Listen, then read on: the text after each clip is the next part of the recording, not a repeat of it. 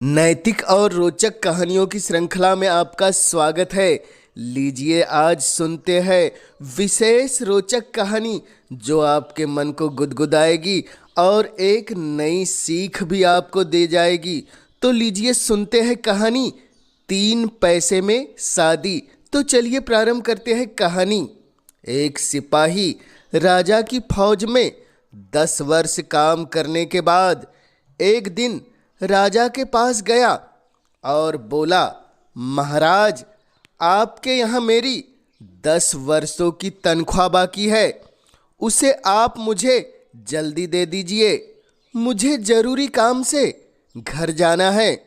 आपकी फौज में रहकर मैंने कई लड़ाइयाँ जीती है, इसकी बख्शीश भी चाहिए। पर बख्शीश तो दूर की बात, राजा की हैसियत उस समय उसका हिसाब चुकाने की भी न थी। राजा बिल्कुल निर्धन हो गया था। उस समय उसके खजाने में केवल 3 पैसे बचे थे। उसने यह बात सिपाही से कह दी। सिपाही बड़ा नेक था।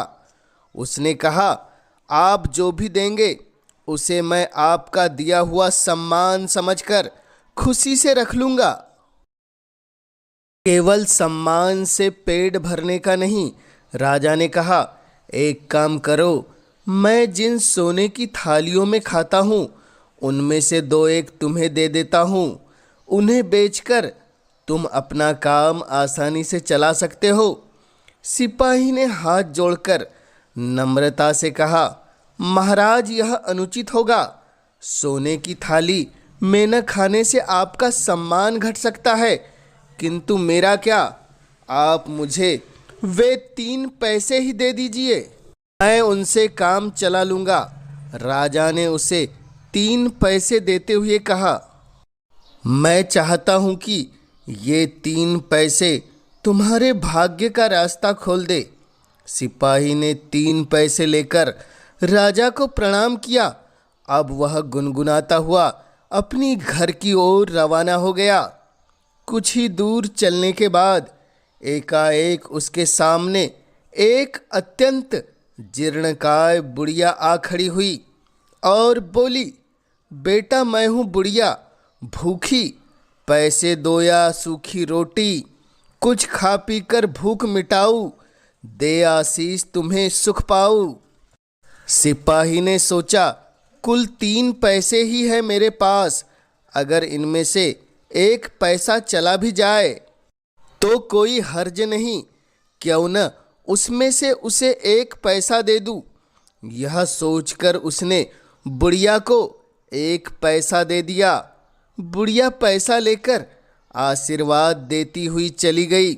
सिपाही फिर आगे बढ़ा।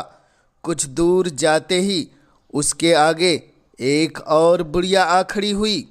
उसने भी उसे रोकते हुए कहा, बेटा, मैं हूँ बुढ़िया भूखी, पैसे दो या सूखी रोटी, कुछ खा पी कर भूख मिटाऊँ, दे आशीष तुम्हें सुख पाऊँ। सिपाही के पास उस समय 2 पैसे बचे थे। उसने सोचा, 2 पैसे और 1 पैसे में अंतर ही क्या है। यही सोचकर उसने उस बुढ़िया को 1 पैसा दे दिया। बुढ़िया उसे आशीर्वाद देती हुई चली गई। सिपाही फिर आगे बढ़ा।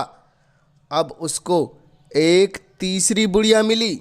उसने भी हाथ जोड़ते हुए कहा, बेटा, मैं हूँ बुढ़िया भूखी, पैसा दो या रोटी सूखी, कुछ खा पी कर भूख मिटाऊँ, दे आशीष तुम्हें सुख पाऊँ। सिपाही ने सोचा कि उसके पास शक्ति है, वह इससे भी अधिक धन कमा सकता है, पर यह बुढ़िया तो उससे अधिक ज़रूरतमंद मालूम होती है। यह सोचकर उसने अंतिम पैसा भी दान में दे डाला। किंतु इस बार एक अजीब घटना घटी। पैसा हाथ में लेते ही वह बुढ़िया एक रूपवती स्त्री बन गई और सिपाही को आशीर्वाद देते हुए बोली, सफल परीक्षा हुई तुम्हारी, तुम हो अति दयालु उपकारी, दूंगी तुम्हें 3 वर पावन, शक्ति, रूप, वैभव अथवा धन, जो चाहो ले लो मनमानी, बेटा मैं हूँ वन की रानी। सिपाही में बहुत शक्ति थी, उसी के सहारे वह अब तक अपनी जीविका चलाता आया था। इसलिए उसने हाथ जोड़कर कहा, मेरी इच्छा है कि मैं सदा स्वस्थ रहकर इसी प्रकार उपकार करता रहूं, मुझे किसी के सामने हाथ न फैलाने पड़े। जंगल की रानी सिपाही की बात सुनकर बड़ी प्रसन्न हुई और बोली, तुम्हारी यह इच्छा अवश्य पूरी होगी। तुम अब 2 वरदान और मांगो। सिपाही का स्वभाव बड़ा सरल था, उसे किसी चीज की कामना न थी, इसलिए अब वह बड़ी मुसीबत में पड़ा। बहुत सोचने विचारने के बाद उसने कहा, मेरे पास एक चमड़े की थैली है, यह बहुत दिनों से मेरी सेवा कर रही है। मैं चाहता हूँ कि मेरी यह थैली न कभी फटे और न पुरानी हो। बहुत अच्छा, तुम्हारी यह इच्छा भी पूरी होगी। वन की रानी ने कहा, अब तुम तीसरा वर मांगो। सिपाही फिर सोच विचार करने लगा। अंत में बहुत दिमाग लड़ाने के बाद बोला, मैं जब कभी चीज की इच्छा करूं तो वह मेरी थैली में आ जाए और बिना मेरी इच्छा के बाहर न हो सके। वन देवी ने उसे आशीर्वाद देते हुए कहा, बनो साहसी और उपकारी, पूरी हो इच्छाएं सारी। इतना कहकर वन की रानी चली गई।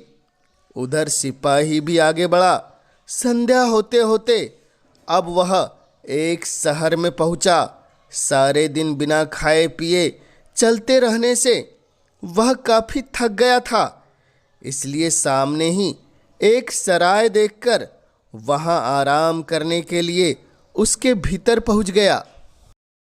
सराय के भीतर जाने पर उसने देखा कि सामने ही कई आलीशान चौकियां रखी है। वह उन्हीं में से एक चौकी पर जा बैठा। उसे देख सराय वाला तुरंत उसके पास दौड़ आया, कारण वे चौकियां राजा महाराजा और धनवान व्यक्तियों के लिए थी, साधारण लोगों के लिए दूसरी चौकियां थी। सराय वालों को देखकर सिपाही ने कहा, तुम्हारे पास जो भी अच्छी चीज हो मेरे खाने के लिए ले आओ।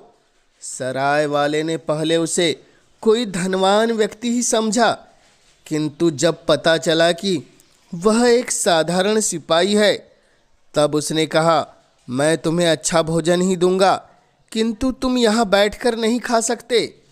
रसोई घर के पास दूसरा कमरा है, सारे सिपाही वहीं बैठकर खाते हैं, तुमको भी उसी कमरे में चलना है।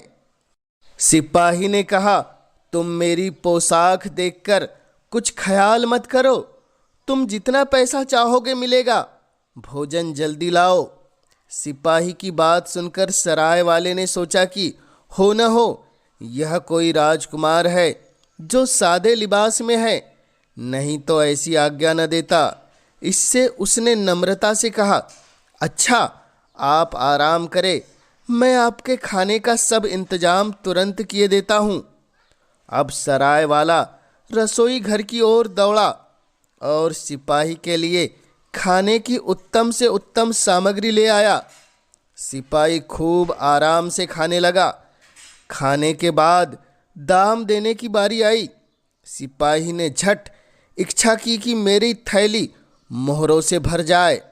सिपाही ने इतना सोचते ही उसकी थैली मोहरों से भर गई।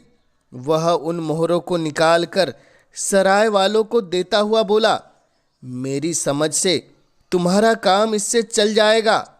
इतनी मोहरें एक साथ देखकर सराय वाले को आश्चर्य का ठिकाना न रहा। उस भोजन के लिए कोई उसे इतनी मोहरें देगा, इसकी वह कल्पना भी नहीं कर सकता था। अब वह सिपाही को सलाम करता हुआ बोला, स्वामी, हमारे यहाँ का खाना आपको पसंद आया? खाना बहुत अच्छा था, सिपाही बोला, किंतु अब मैं बहुत थक गया हूँ। तुम मेरे लिए कहीं सोने का इंतजाम कर दो, मैं रात में आराम से सोना चाहता हूँ। उस समय सराय में एक कमरा छोड़कर और कोई कमरा खाली न था, पर रात में भूतों के डर से कोई उस खाली कमरे में न सोता था। लोगों का ख्याल था कि उस कमरे में कोई भूत है। रात में जो भी उसमें सोता था वह दिन में मरा हुआ पाया जाता। सराय वाले ने अपनी सारी मजबूरी उस सिपाही से कह दी, पर सिपाही सिपाही था, उसे भूतों पर जरा भी विश्वास न था। सराय वाले की मजबूरी सुनकर उसने कहा, मैं उसी भूतों वाले कमरे में रहूंगा, तुम कोई चिंता न करो, मेरा बिस्तर उसी कमरे में लगवा दो, इसके लिए तुम्हें इनाम मिलेगा। सिपाही की बातों से सभी लोग दंग थे। सराय वाले ने कोई चारा न देखकर सिपाही के सोने का बंदोबस्त उसी कमरे में कर दिया। उस कमरे में पहुंचकर सिपाही आराम से चारपाई पर जा लेटा, किंतु वहां लेटने के क्षण भर बाद ही उसे लगा कोई चारपाई को हिला रहा है, पर सिपाही ने उस पर कोई ध्यान न दिया। अचानक से एक अत्यंत कुरूप बौना निकलकर उसके आगे आ खड़ा हुआ। उसकी आंखें बिजली की तरह चमक रही थी और नाखून सुई की तरह नुकीले थे। उसके साथ ही दो और बौने भी आ पहुंचे, किंतु सिपाही उन बौनों को देखकर जरा भी न डरा, उल्टे उनसे विनोद के स्वर में बोला, तुम लोगों के आ जाने से रात अच्छी कटेगी। तीनों बौने अब सिपाही के पास आकर उसे तंग करने लगे। एक उसके कान पकड़कर खींचता तो दूसरा बाल पकड़कर नोचता। अपना यह काम वह बखूबी करते थे। फिर तीसरा नाखूनी से उसके बदन में चुटकी काटता। सिपाही पहले तो कुछ न बोला, किंतु जब उसका कष्ट बढ़ने लगा तब उसने क्रोध में आकर कहा, तुम सब थैली में आ जाओ, अपनी करनी का फल पाओ। बेगुनाह जो मारा जाता उसका आंसू व्यर्थ न जाता। सिपाही का इतना कहते ही तीनों बौने उस थैली के भीतर बंद हो गए। अब सिपाही ने एक रस्सी से थैली का मुंह अच्छी तरह से बांध दिया और फिर आराम से लेट गया, किंतु थैली के बंद होने के साथ ही उन बौनों ने जोरों से चिल्लाना शुरू कर दिया, पर सिपाही टस से मस न हुआ। अंत में वे थक कर चुप हो गए। अब सिपाही ने उनसे कहा, सुख से ही होंगे तुम सारे, यही सोचता हूँ मैं प्यारे। बेगुनाह को जो दुख देता, घड़ा पाप से वह भर लेता। दंड किए का अपने पाता, स्वयं दुखों से प्राण बतलाओ।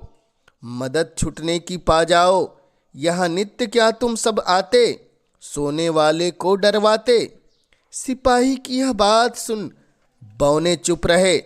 वे अपनी कोई भी गुप्त बात बताने को तैयार न थे, पर अंत में छुटकारे का कोई चारा न देखकर पहले बौने ने कहा, गड़ा गुप्त धन इसमें प्यारे, बन उसकी आते रखवारे। दूसरे ने कहा, लेने की जो कोशिश करता, पल में उसका जीवन हरता। तीसरे ने कहा, तुम भी यदि आओगे आगे, खोओगे निज प्राण अभागे। बहुत ठीक, तुम लोगों में से एक काम की बात मालूम हुई, किंतु तुम्हें इस बंधन से छुटकारा देना किसी तरह बुद्धिमानी न होगी। इतना कहकर सिपाही आराम से सो गया।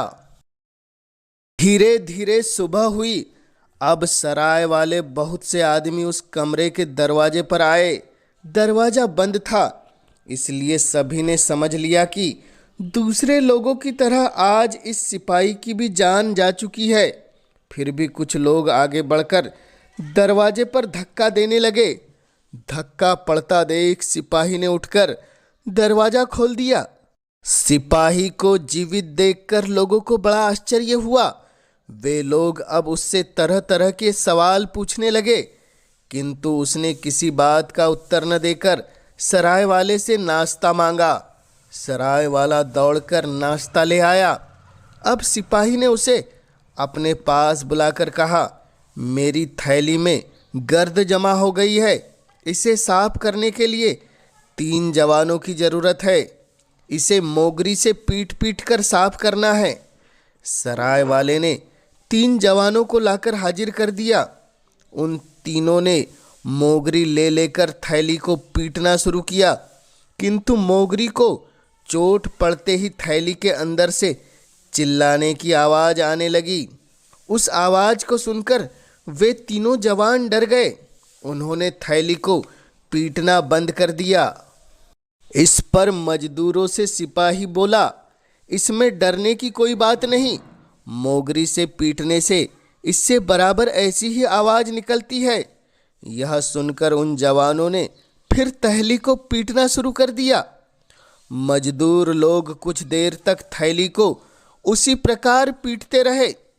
अब उन्हें रोकते हुए सिपाही ने कहा, इसे नाले में ले जाकर अच्छी तरह धोना है। तुम लोगों को इसके लिए इनाम मिलेगा। वे तीनों उस थैली को उठाकर नाले के किनारे ले गए, परंतु उनके लिए यह काम सरल न था। उस थैली का वजन उनकी शक्ति से अधिक था। उसे ढोने में उन्हें बड़ी कठिनाई हो रही थी। उसमें 3 बौने भरे हुए थे। किसी तरह नाले के किनारे पहुंचकर उन्होंने उस थैली का मुंह खोल डाला और उसे उलटकर जल में डाल दिया। अब तीनों बौने अथाह जल में बह गए। यह बात किसी को मालूम भी न हो सकी।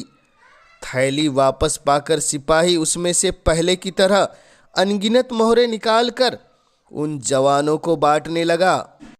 उस काम के लिए इतनी अधिक मजदूरी पाकर उन लोगों की खुशी का ठिकाना न था। वे सिपाही की जय जयकार करते हुए चले गए। अब सिपाही ने सराय वालों को बुलाकर कहा, तुम्हें इस कमरे के नीचे अभी गहरी खुदाई करनी है। क्यों? सराय वाले ने आश्चर्य से पूछा। तुम्हें यह बात जानने की जरूरत नहीं। सिपाही ने कहा, यदि इससे तुम्हारे मकान का जो भी नुकसान होगा तो मैं तुम्हें उसका चौगुना धन दूंगा। यह सुनकर सराय वाला बहुत खुश हुआ। उसने मजदूरों को बुलाकर उस कमरे को खुदवाना शुरू किया। थोड़ी ही मिट्टी हटाने के बाद उसमें कुछ दिखाई दिया। पीतल का एक चमचमाता हुआ घड़ा। उसका मुंह मिट्टी से अच्छी तरह बंद था। उस घड़े को बाहर निकाला गया, पर उसका मुंह खुलते ही उन लोगों के आश्चर्य की सीमा न थी, कारण वह घड़ा मोहरों से भरा हुआ था। अब उस सिपाही ने सराय वाले से कहा कि वह घड़े को ले जाए, किंतु सराय वाले ने कहा, यह ठीक है कि यह मोहरे मेरे मकान से निकली है, किंतु उसकी खोज की है आपने, इसलिए इसके आधे के हिस्सेदार आप है। मेरे पास बहुत सारा धन है। सिपाही ने उसे समझाते हुए कहा, इन्हें तुम ही अपने पास रखो। किंतु सराय वाला सिपाही को यूं ही छोड़ने वाला नहीं था।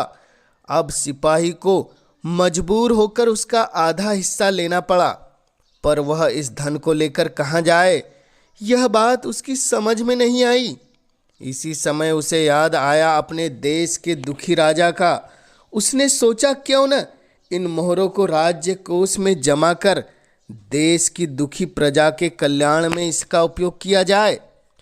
बस वह उन मोहरों को अपने राजा के यहाँ ले गया और उनको राजा की चरणों में रखकर सारी कहानी सुनाई। अब तो राजा की प्रसन्नता का वारा पास न रहा। उसने सिपाही को गले लगाते हुए कहा, तुमने माँ की लाज बचाई, सभी प्रजा की हुई भलाई, काम तुम्हारा अनुपन पावन, धन्य तुम्हारा है यह जीवन। किंतु राजा ने इतने से ही उस सिपाही को न छोड़ा, बल्कि अपनी राजकुमारी से उसका विवाह भी करा दिया। अब आशीर्वाद देते हुए राजा ने कहा, राज्य सौंपता तुमको भाई, करो प्रजा की नित्य भलाई, साहस का जो साथ न छोड़े, नहीं सच्चाई से मुंह मोड़े, धरा बनेगी उसकी चेरी, कभी सीख मत भूलो मेरी। अब सिपाही अपनी सच्चाई, साहस और दया से उस देश का राजा बन गया। तो यह थी कहानी 3 पैसे में शादी आपको यह कहानी कैसी लगी हमें कमेंट्स के माध्यम से ज़रूर बतलाएं। और इस चैनल पर पहली बार आया है तो इस चैनल को ज़रूर कर दे सब्सक्राइब, ताकि आप तक ऐसी रोचक और तथ्यपूर्ण कहानियाँ सबसे पहले पहुँच सके। इस कहानी के माध्यम से हमसे जुड़े रहने के लिए आपका पूरे दिल से धन्यवाद।